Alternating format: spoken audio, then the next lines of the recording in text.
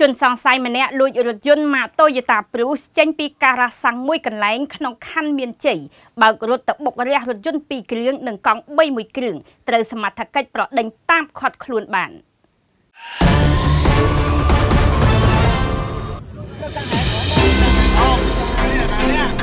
ជនសង្ស័យម្នាក់ត្រូវបានសមត្ថកិច្ចប្រដេញតាមឃាត់ខ្លួនភ្លាម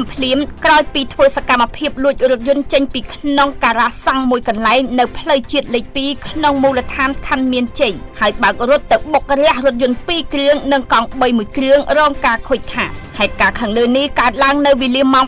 7:15 នាទីយប់ថ្ងៃទី 17 ខែឧសភាឆ្នាំ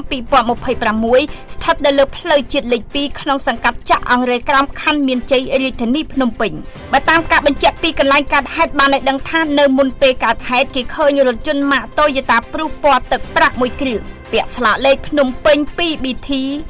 9321 ចតនៅក្នុងការ៉ាសាំងមួយកន្លែងនៅលើផ្លូវជាតិលេខ2ក្រោយមកស្រាប់តែលេចមុខជនសង្ស័យម្នាក់ចូលមកធ្វើសកម្មភាពលួចយកបានសម្រេចហើយបើករត់គេចខ្លួនពីផ្លូវជាតិលេខ2ក្នុងខណ្ឌមានជ័យទៅបុករះរថយន្តមួយគ្រឿងនិងកង់3មួយគ្រឿងគណៈសមត្ថកិច្ចជិះប្រដេញតាមពីក្រោយហើយជនសង្ស័យបន្តលបឿនបើករត់ទៅមុខឆ្ពោះទៅផ្លូវព្រះនរោត្តមក៏បានបុករះរថយន្តចំនួនមួយគ្រឿងបន្ថែមទៀតទើបរថយន្តទៅមុខលែងរួចត្រូវសមត្ថកិច្ចចាប់បានដឹកយកទៅប៉ុស្តិ៍នគរបាលសង្កាត់ចាក់អង្រែក្រមសួរនាំបន្តក្រោយពីសមត្ថកិច្ចឃាត់ខ្លួនជនសង្ស័យភាគីរថយន្តរងគ្រោះចំនួន2គ្រឿងនិងកង់3មួយគ្រឿងបានសុំយកទៅជួសជុលរៀងខ្លួនចំណែករថយន្តដែលត្រូវចោលលួចនោះសមត្ថកិច្ចយកទៅរក្សាទុកជាបណ្ដោះអាសន្នចាំប្រគល់ជូនទៅឲ្យម្ចាស់វិញ